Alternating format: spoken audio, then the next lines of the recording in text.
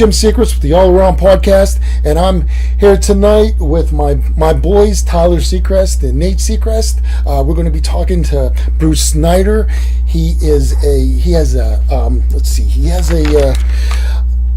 Mindflix is his entertainment industry. He's a filmmaker. He's making some movies and stuff like that. He's a Christian. So I want to introduce you to Bruce Snyder. Hello, Bruce. How are you today? Hey, Jim. Thanks for having me on. Hello, Bruce. Yes. Hey, Jim. Thanks for having me on. Yeah. Listen, I really appreciate you being on. I'd like to ask you a few questions about your filmmaking and how you got started and all that. And even your new movie called Worthy. So Bruce, how long have you been a Christian? How long have I been a Christian? That's a complicated answer right there.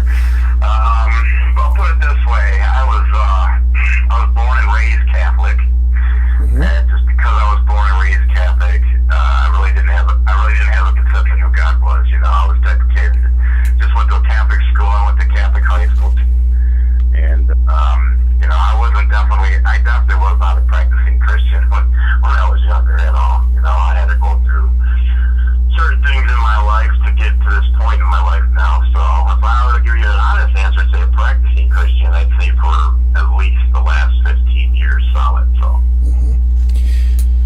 How did you get started making Christian movies? Well, this was actually my first Christian film, and I know that's the category, and I try not to label it that so much, even though, yes, it is about Christianity in the end, but, that's why I usually put faith-based genre, because there's a big audience for, Christian movies, that genre there, but this particular film that I'm doing, I'm trying to make sure that we get the attention not just of all the Christian folks, but all the secular people as well. So, so this is actually my first film after all these years of doing being in the industry. I've been on sets before. I've been cinematographer for a lot of other films that really didn't go anywhere, but that work for other people. And so finally I'm at this point in time in my life now where I'm doing my first film. It just happens to be a faith-based film. Well, that's awesome, Bruce. So I guess that my other question was, what's your first movie? So I guess that is your first movie. That's awesome. Yes, this is my first movie. Yes. Okay, and your first movie will be called Worthy. What kind of Christian movies do you like to make? And I guess that answered my question too. Okay. Who's your favorite director? Go ahead. Who's your favorite director? My favorite director? Oh, geez. Well, the first favorite director who did have a big impact on me, it's simple, that would be Steven Spielberg. Okay. Because of the movie Jaws. When I was a little kid, I'd seen that in the theater. That had a big impact on me wanting to become a filmmaker. But today I would have to say I'm a big fan of, I like Ron Howard's movies. I'm a big fan of the Dan Brown books and Da Vinci Code and Angels and Demons and all that. So I like Ron Howard. So. Yeah, he does. He makes some pretty good movies. Let's see here. Got some more questions. Let's see. How do you come up with ideas for your movies? Life experience. That's the truth.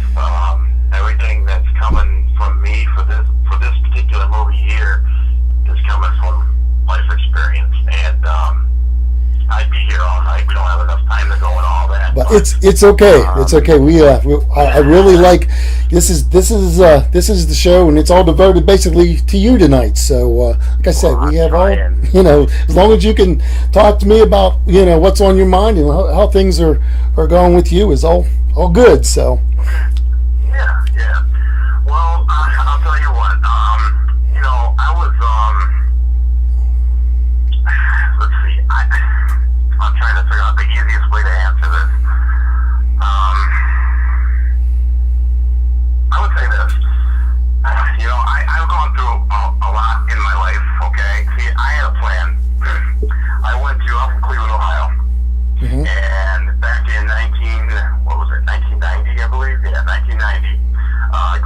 in 1987, so it was like 1989, 1990, right around there. I finally decided what I wanted to do with my life. Now, I didn't have the grades enough to get into college, if you will, and couldn't afford it.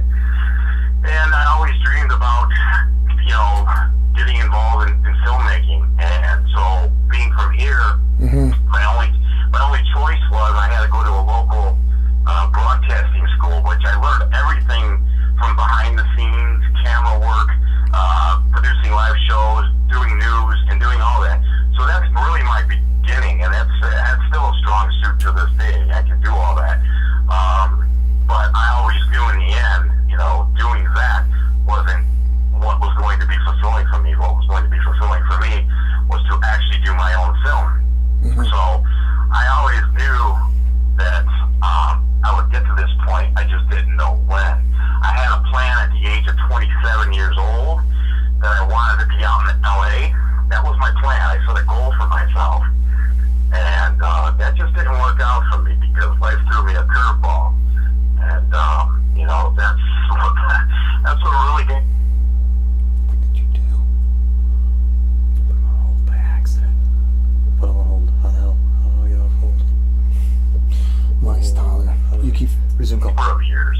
And that's what brought me to be a Christian, and also brought me to this point in time right now that I'm able to make a film called Worthy. And Worthy basically is, I know we started this interview off as a Christian film, and I would say yes it is, but at the same time I'm careful about labeling it because I just wanted to have a mass appeal. And so I do my homework. As a matter of fact, right before I called into your show, I wanted to see, because it's been a while since I checked the top 10. And the top 10 of the top grossing rated R films of all time. And the reason I say, now my film's not going to get slapped with a rated R, it's probably going to be PG-13. But the reason I bring this up is because when you ask this question of people, you say, well, what do you think the number one rated R movie is of all time? A lot of people don't guess it, figure it out. And then the answer to that is, it's The Passion of the Christ. So it is the number one Christian film of all time. Yeah. And the top, that's pretty crazy, because I was looking at it just before I called you. I was looking at the top 10. The number one grossing rated R film of all time is The Passion of the Christ. And number 10, believe it or not, is The Exorcist. So go figure, and that is kind of spooky. So, and basically, there are so many, and I've used this term on my Facebook page and on social media, and my audience is growing on a daily basis, is growing rapidly, because I say I'm not putting out a fluffy Christian film, and I'm not going to be one to shove religion down your throat or God down your throat, because that turns people away, and I know that from life experience. So I'm focusing on the other side. I'm focusing on the other side of that voice that we deal with in our head, and the one that's trying to, there's this poem out there called "There's a little man inside my head. He says he loves me, but he really wants me dead." And that's really the devil in our lives, tempting us, and a lot of people fall victims of that. And I'm using my life experience. Now, this movie's not about me. I'm using my experience being able to write a film like this. I'm using experiences of others as well, and some of it is fiction, obviously, because I had to come up with a story. But this is really, it's not to scare people. It's going to be real. It's going to show more of the dark side. The end of the film, it'll show the light, the answer and the light side of things, and where all the truth lies. But a lot of it's going to be a lot of darkness and stuff. That, believe it or not, people can relate to a lot of that, and that's why I'm getting a lot of overwhelming response about this film, and it's starting to take off on social media. So. Yeah, see, that's exactly why I really wanted. I didn't realize that when I started doing a little research on your movie, that I saw what you was writing on your page and stuff, and I was thinking, wow, this is great, because I'm a Christian doing podcast stuff. that I'm not actually talking to a lot of Christians. I'm talking to actors that, and I'm not doing it as a Christian podcaster. I'm doing it as just a regular podcaster that happens to be a Christian, and because like I said, I'm going to be interviewing people. I have a director that's making a movie that it's more or less a horror movie, so and that's what I like doing. I like that kind of thing. I don't really like to label myself as well. We just like we like doing this as a hobby, of ours.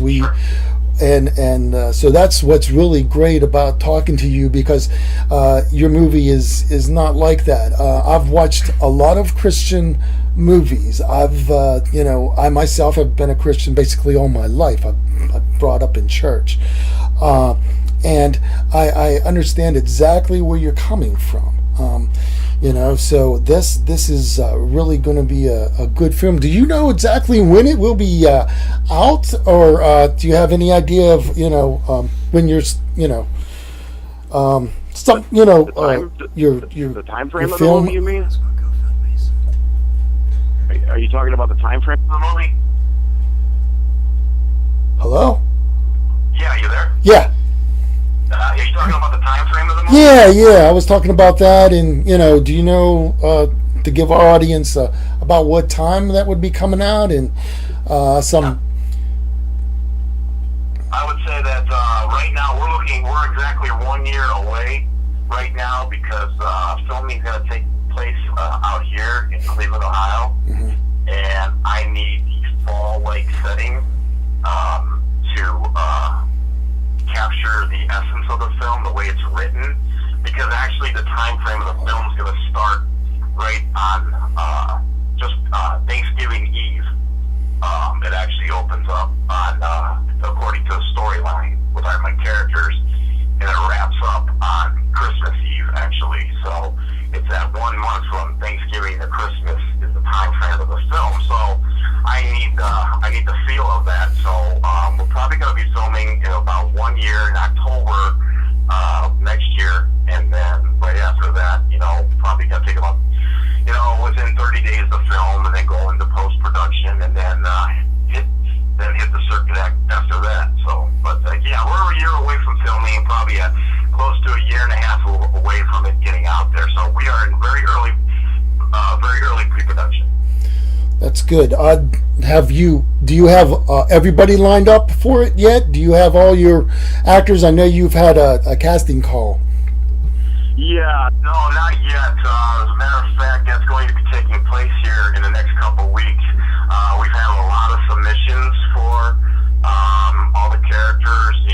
Father Matthew Martin is a young 29-year-old priest who is new to the priesthood, and that's what it's based around.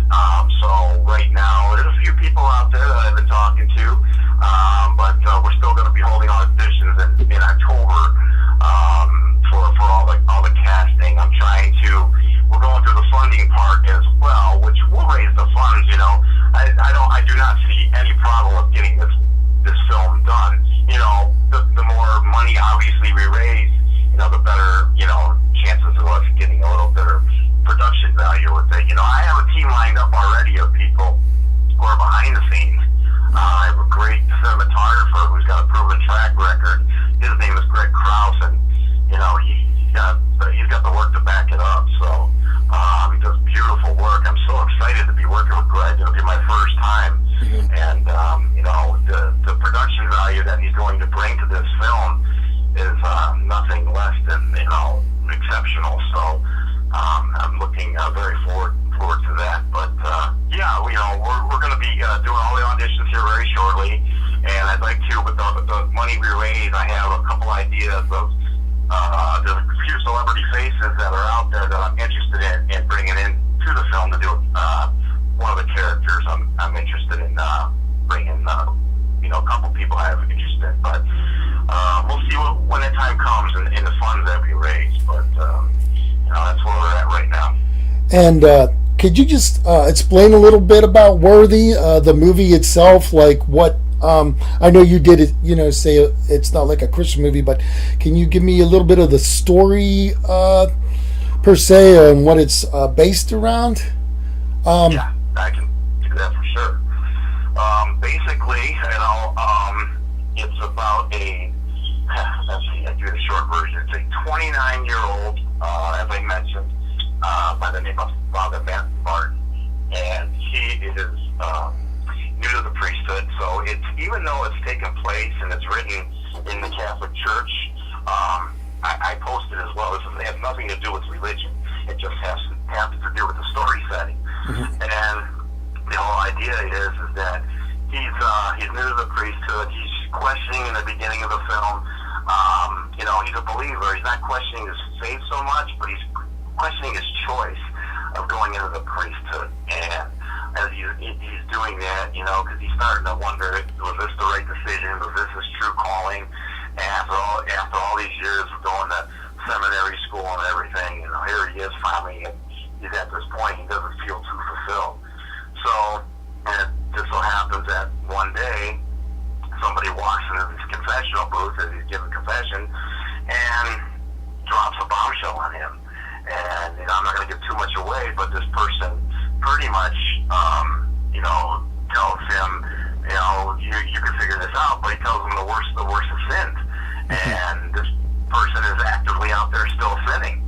And so he's torn between the whole thing of wanting to help this man and the sanctity of the feel of a confessional booth, protecting that privacy as well. But he gets this. The other character's name is Carson Shepard. Carson Shepard comes in there and he tells him his sins, but at the same time, this man, the way the film is written, he's questioning God before he actually even confesses any of his sins. He actually's coming in there with a boatload of questions because he's walking into the confessional booth with a very big resentment, and his resentment is at God. And none of us know why. All we know, he's doing these horrible things out there, and it's not until the end of the film that what's going to be revealed. There's no justification for what he's done in these horrible sins, but it'll be revealed what brought him to this point. And but at the same time, there's this weird, strange relationship that's going to happen between Father Matthew Martin and Carson Shepard. Now, Father Martin's only 29 years old. Carson's almost 40 years old, and so it's like this young guy. How much wisdom can he give this older man? But at the same time, it's going. You see throughout the film that they're going to form this weird, strange relationship. But in the end, it's God puts the strangest people in our path. We got to be careful what we pray for, okay? Because God will answer those prayers, and He does. He puts Carson Shepard in the path of Matthew Martin, and Father Matthew Martin, in the end, figures out his calling to be a priest was the right choice in the end, because he actually comes to the point of helping this man in some way that the film will explain. I know I can't give too much. I don't want to do that, but that's basically the idea around it. And at the same time, there's other characters through the whole film as well. He's got a younger sister and a younger brother, and they all have backstories, okay?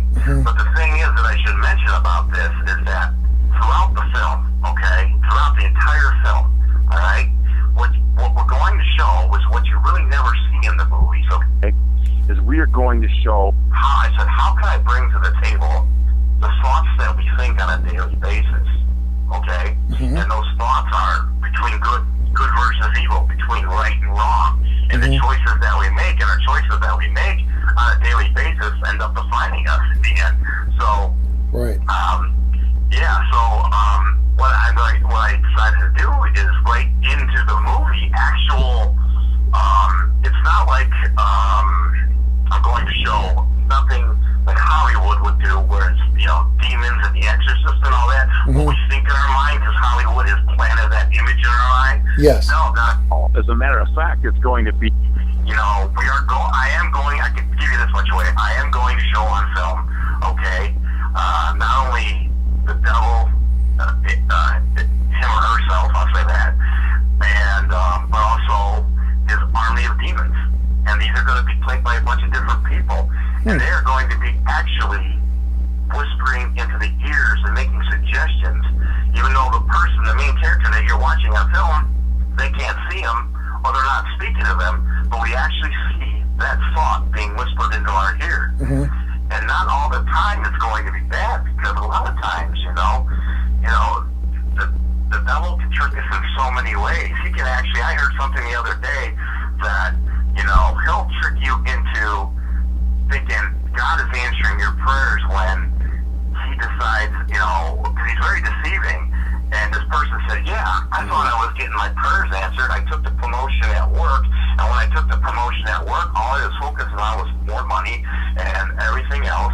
But in the end, what it ended up doing was it was a back door for the devil, because this deception that he did was this person that took the promotion ended up working all these extra hours, taken away from their family, and forgot about the responsibility of they were an addict and an alcoholic. And they put that on the back burner because the job was more important. This person ended up relapse, almost dying, and everything else. That's how the devil gets into our lives. And that's what I want to bring to the screen. And that's what I'm going to bring to the screen and show that on film. So that sounds, the way, like I said, it really sounds like a really good movie. It's got a really good, and even the music, the person that sang, what's the Ghost? I'm not sure exactly what the name, the group. Oh, you're talking about, Drive Through Society. They're from Texas, yeah. Yeah, that was really good. Sometimes I like music that go with the storyline and stuff, and that's you like to hear good music and stuff like that. So that was a really good song that you had in that. That music there is that's related to Amy Martin's character, and Amy Martin is the little sister of the main character, Father Matthew Martin, and she's a young girl, 19 years old, who dresses gothic, and I'm having her dressed on film to where a lot of people in society may shun away or turn away, but or judge people because they dress different or they look weird to them or whatever. But in the end, this character that I wrote for this film is probably going to be the most inspiring heart of gold character in this movie. So, and that's what I wanted to do with it. She has a backstory. And what you were talking about with that song with Drive Through Society and Ghost, her backstory, it's no secret, she has attempted suicide, and I'm bringing up that issue on film because that's a big problem in our society today, especially with our youth. Exactly. And the way the mental illness, is pretty much, out of control now. It seems like there's not enough help or anything. Now, I'm not saying mental illness or anything like that. The answer is always, God or whatever. Don't take it the wrong way, because there are medical sides to that too that I know nothing about, and I'm not even going to comment on that. People do need help, but in the end, from my own experience, I know that I was definitely, from the things I went through in my life, I was absolutely mentally ill, and I was in darkness in real life. But it was my turning to God and turning my life over to God. That's when things started to change. But I put a disclaimer on that because I even wrote down recently that, just because you're a Christian and you walk up or you do an altar call or whatever point in your life and you get on your knees, you say, God help me, Christ, come into my life, I'm going to give you a chance, even if you're real. That was my prayer. Like, I know, I heard all the stories, but I never gave you a chance. God, if you were really real, Lord, please come into my life and help me. Right. Well, my life changed then, okay? But even though it changed then, okay, doesn't mean my life was roses at all. It takes work after you become a Christian, let me tell you that. A lot of us can play it safe, okay? But for those of us like myself, the type of guy that doesn't like to play it safe, who likes to live, outside of my comfort zone and try and live a little more for God, we gotta be very careful about that, because I've always said, just because you're born again doesn't mean your mind was born again, and that's where the devil gets us. And that's really what I'm bringing to the screen there, because I know so many Christians, including myself, even though I did give my life to God, I fell again. I backslid again, you know, and the guilt was more overwhelming, and that almost took me out off this earth. So, and I'm not ashamed to talk about that, but these are the things that I'm bringing to the screen. These are the issues that I'm bringing to the screen, all in this movie here. And the characters are meticulously written to identify with pretty much every possible age category. That's why I wrote Amy's character for the youth to identify with. Tommy's in his 20s. You know, he starts the movie. He's the middle brother of the three. Because there's Matthew, Tommy, and then Amy. And Tommy has 1 year sobriety opening the film, and we show the challenges of that. We're trying to live a life of sobriety today, but you're getting all these temptations and thoughts of why so many people relapse. And I'm bringing that to the screen. And, you know, and then Matthew Martin being the 29, 30-year-old priest as well, somebody who's looked up to because he wears the collar, the challenges he goes through, and including his daily struggles with his own thoughts that he has to deal with, and his own demons in his head. Just because he's a priest, he's still human, and I'm bringing that to the screen as well. Exactly. So there's going to be, even his parents, you know, there's an age category for everybody to relate to, even children, because there's going to be a scene with some children in it, and there's going to be a really dramatic scene with a couple little children in it too. So every age category is going to be able to identify with this film.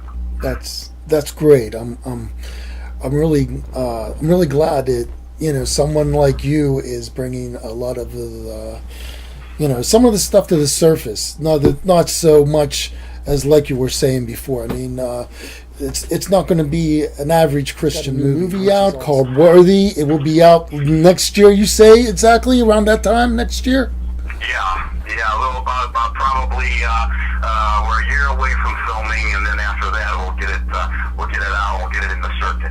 Thanks again. You guys keep up the good work over there. You're doing a good thing too. Okay. Thank you so much, Bruce. Okay. Have a good day. You too, man. Bye-bye. Well, that was Bruce. Let's get back to some of the stuff that we were talking about on our last podcast. Can I talk about what I want to talk about? If you want, go ahead. I was in a car accident on Friday. Okay. That was fun. We were in a Ford Focus. We got hit by the side. The whole car got totaled. And the only thing that came out was a sprained neck and a headache. That was about it. Well, that's I wasn't good. Driving, I was a passenger. Yes. The whole car got totaled. It was pretty funny, to be honest. So I guess you're going to put the picture on to let us know? Probably. What about the cloud? Am I going to get any clouds this week? No. No clouds, huh? Last week I thought was boring. It was boring. So that's why you're back. I'm glad you're back. Yeah. You know? What about you, Stiff? Nothing interesting. Huh? Nobody brought up anything interesting. No one brought up any. Did you like James Stokes? James Stokes is a really good guy. I didn't listen to that part. You didn't listen to James? I skipped it over completely and just added the other stuff. James Stokes is a really good actor. I want to just give another shout out to James. He's going to be doing some awesome stuff. He's going to be in another new movie. We're going to be talking to a director of this movie that James is going to be in another movie. So I can't wait to be talking to that director. I'm not going to give too much away yet, but just keep watching our podcast and you will see who we'll have on next. We are going to have another actor on before that. His name is, well, I'm not even going to say that. I want you guys to stay tuned and watch who we're going to have next, all right? Always check out our podcast, subscribe. What are you talking about? We're not even done yet. We're not even done yet. Oh, okay. Well, let's keep on talking then. Sorry, I always do that. End it. I'm not going to end it. We're going to talk about, we talked about White Boy Rick. We went to go see that. You guys did. You didn't go see it yet. But we went to see it, but you guys didn't see it yet on the other podcast. No, we didn't see it yet on the other podcast, but we did on this podcast. And it was a good movie. I thought it was excellent. What about you guys? It was okay. It had pacing problems. The movie was like an hour and 59 minutes when it should have been like 2 hours and 20 minutes. Mm-hmm. Because like at the beginning, you really don't know anybody. And then towards the middle when some big thing happens, you're like, well, who was that guy? I don't know who he was. Okay, I mean, he's going to be okay. Things like that, but you really didn't care for anybody except for McConaughey and then the kid that they just found on the street from a high school. Mm-hmm. Other than that, it was okay. What about you, Tyler? What did you think of it? Yeah, once again, there's a few. I want to say that there's a few gaps towards the middle and end that they didn't really fill in. And like Nathan was saying, is I only knew the two characters, that and Matthew McConaughey. Besides White Boy Rick, he had a sister, and you felt bad for her. But at the same time, you didn't really know too many of the other supporting characters. You didn't really know like what their names was. They probably just said them a few times. The bad part is they're around them the whole entire time. You're trying to figure out, who exactly are they, and they do have some weight to the film. But at the same time, like you're only really focused on what's going on with Matthew McConaughey and White Boy Rick. But overall, I still think it's a good movie. Still a good movie to go see, but it just had a little bit of flaws. Yeah, I get what you're saying, and you're right. There was some. You really got. I mean, I think sometimes with these kind of movies, I think they like to dramatize certain things in it compared to everything else. It's all It was. All you have is basically all they know is that it's at one point in the movie, spoiler word, I guess, I don't know, he gets shot and then goes to the hospital. Right. All you have is between those two gaps, if between the beginning when he's at a gun sale and him getting shot, you know nothing about his life. Even like directors know nothing about him. All they know is he's got shot and he went to the hospital. So you have to fill in something for that. Right. And the other part where he like has a kid, all they know is that he had a kid. Well, how do you get there? Well, we really don't know, so we're just going to make something up. Right. In order, even in like Shakespeare, when he wrote history plays, it has to be 75% true. Right. That's it. Even less nowadays. Like for historic, it would have to be 75%. Now it's probably like 50, because you don't need to know like what happened in between. Like when he's in a courtroom, like how did he get there? Well, you got to fill that out.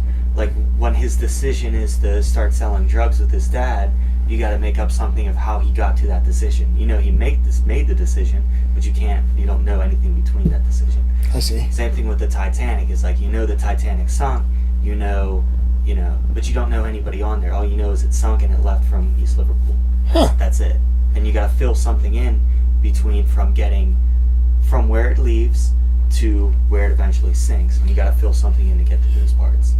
That's a good analogy. Sometimes I think they want to just get movies out there. They want to, they'll do it, but it's like they're pushing it, Well, this movie is actually started filming in 2015. 2015. Yeah, that's when it started filming. Wow. So it's been a long time. And the studio that made it, I don't think they made any other movies before besides the big studio production that picked it up. I see. Well, we didn't get a chance to watch Predator, and we probably won't. I think that will be for Redbox now, I would imagine, guys. Well, with a 23% Rotten Tomatoes, yeah. Yeah, so I'm not sure exactly what movie we're going to go see as of yet. Is there movies that you're thinking about going to see so we can talk about them? But like something at the Elroy Hotel. The Elroy. Yeah, that's right. The El Royal Hotel. I thought it was El Royal. El Royale. El Royale. Yes, I think that would be a good movie to see too.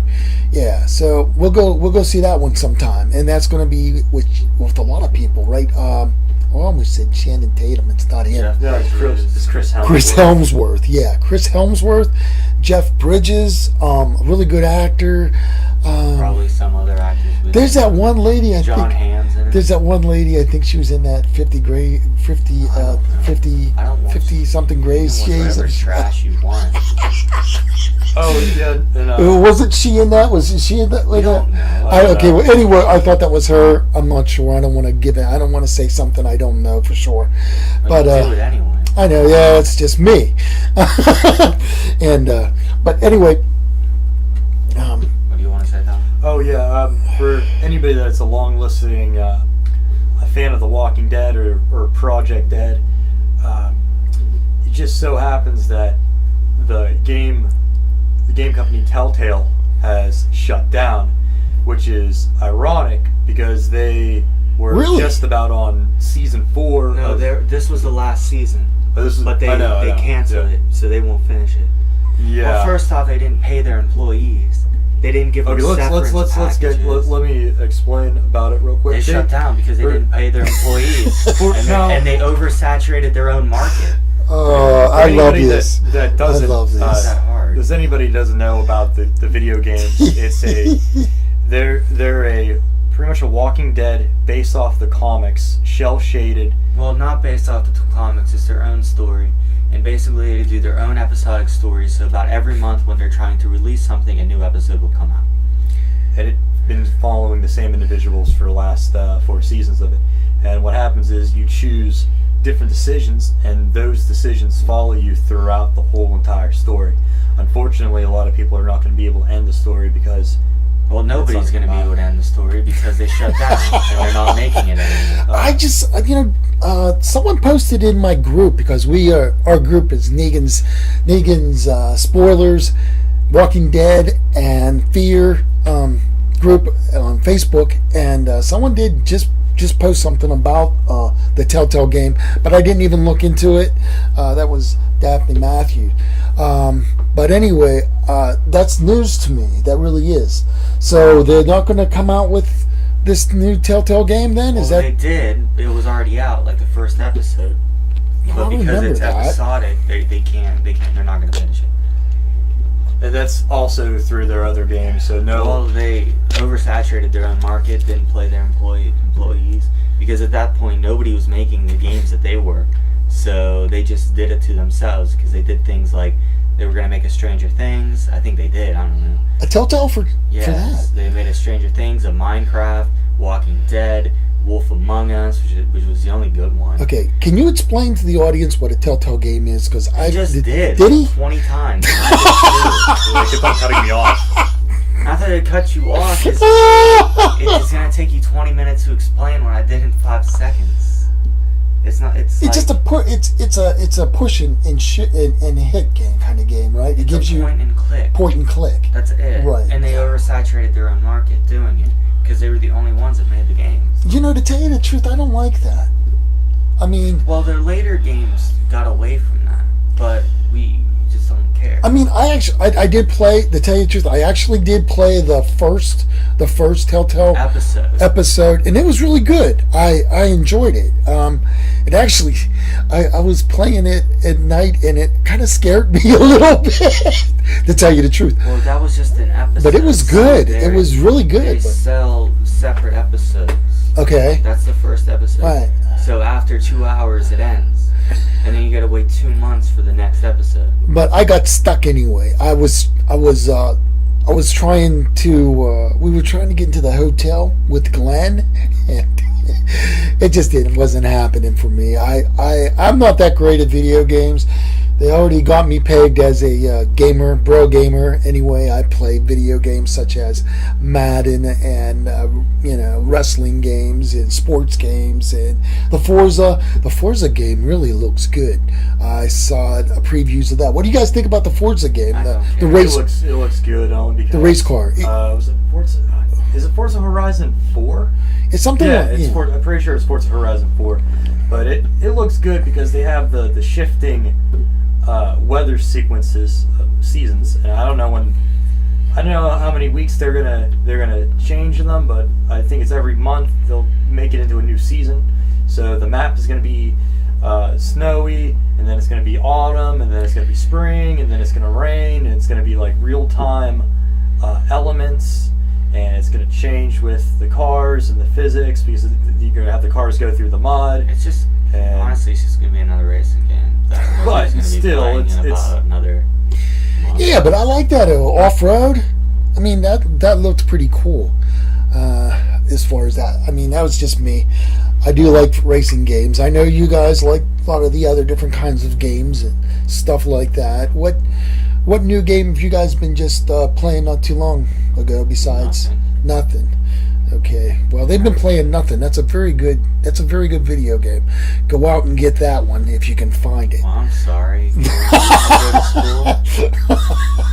But these guys got to go and start doing some more research on some video games and start playing some, so we can talk about the video There's games. like 20 other things that we could talk about, but because they're labeled as controversial under your subject, we can't. Hey Nathan, how about you talk about that controversial thing about how Star Wars Knights of the Old Republic is a good game? Well, Star Wars Knights of the Old Republic is a good game. That's my opinion. That's it. It's a good game. You never played it. Oh, I never played it. No, of course not.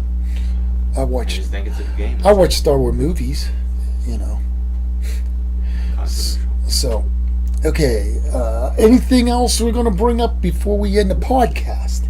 Would you guys like to talk about?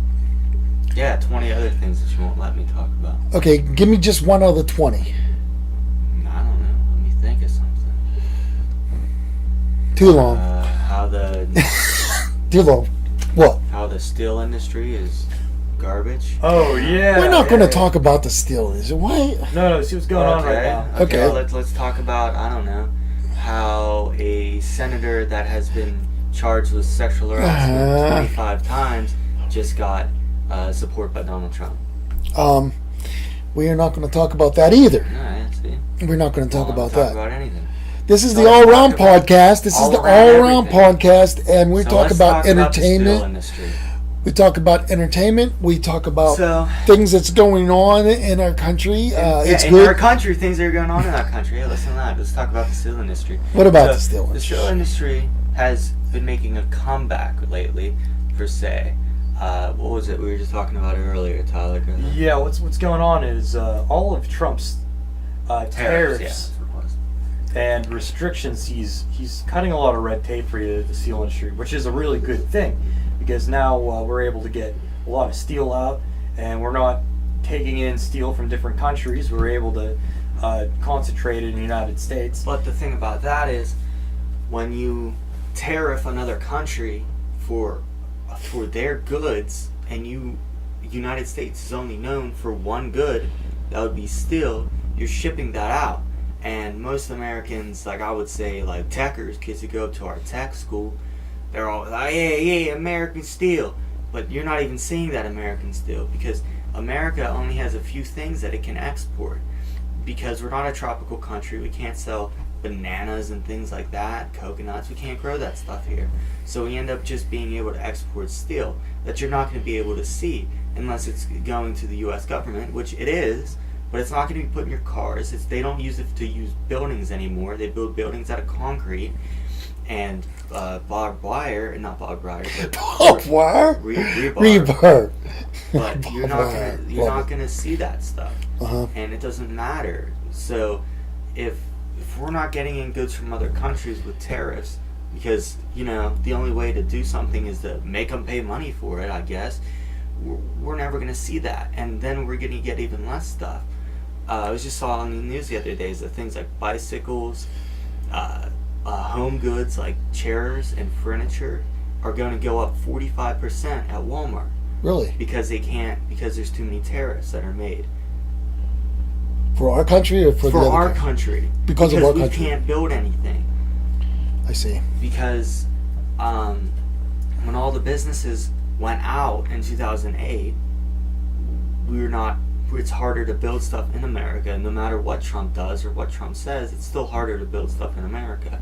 Just because you tariff if you tariff Harley Davidson, who's not even really made in America anymore, if you tariff them, they're just going to raise their price. It's just going to lead to an inflation that nobody's going to be able to pay for. It's called demand. No, it's not. Yeah, it's called demand. No, it's and, not. It's called having other cause and effect. It's called raising our tariffs for other countries so the U.S. can't pay for them. It's happened before, right, Tyler?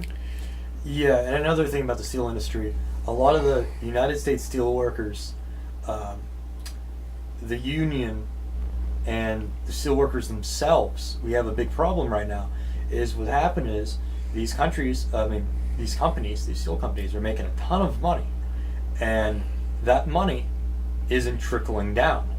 The people that are running the companies are making a ton of money, but they're not getting any. It's not getting any better for the people that are working there, and they're having a problem with contracts. And United States Steel in Pittsburgh, a lot of these steel places are going to end up striking in a few months, which is going to shut down all of our production of steel. And like I was saying, is like they need to get more money going to the workers for the hard work they're doing, even though they're making a ton of money with all this red tape cut and all these tariffs that are going on. I mean, it's not like they can't give them more money, because they're making the money now. It just has to trickle down. Well, they were making the money before with less tariffs. But they're making even more money now since they read the tariffs. Okay. Very good. Very good subject, guys. So go out and buy steel. No. I'm trying to make something funny out of nothing. Something non-funny. But things don't have to be funny. But what I'm saying is, it's like things don't have to be funny. Things don't have to be funny. Thanks. Sounds like you got to bring more stuff to the show. So I got to bring more stuff to the show. I did. That isn't what. Hey, this movie's good. Hey, go see that movie. Hey, look at this movie is good. Some of these movies are good. They're not bad. Trash movie that I like Mile 22. Mile 22 wasn't bad. I liked it. Trash. 23. It has like 23. It has like a 25. I think with the not even the critics, the audience rated it like 17%. This is my opinion. It's not anybody else's. It's my opinion. Well, that's my opinion about steel too. It's my opinion. You don't think that's. I think steel is. I mean, we're always gonna have problems one way or the other. Thank you guys so much for joining us today. I want to thank a special guest, Bruce Snyder, for coming on our show and talking about his new film, Worthy.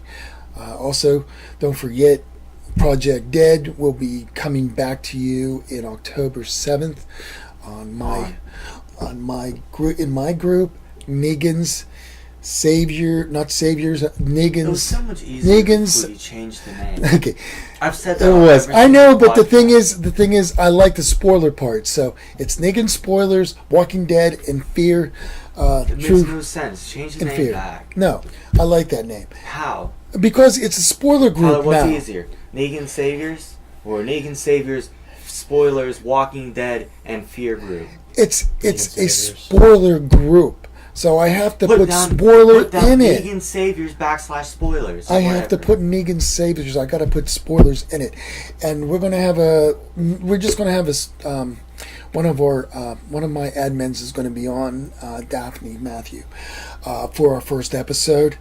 So check that out. We're going to be doing a lot of podcasts on Sundays.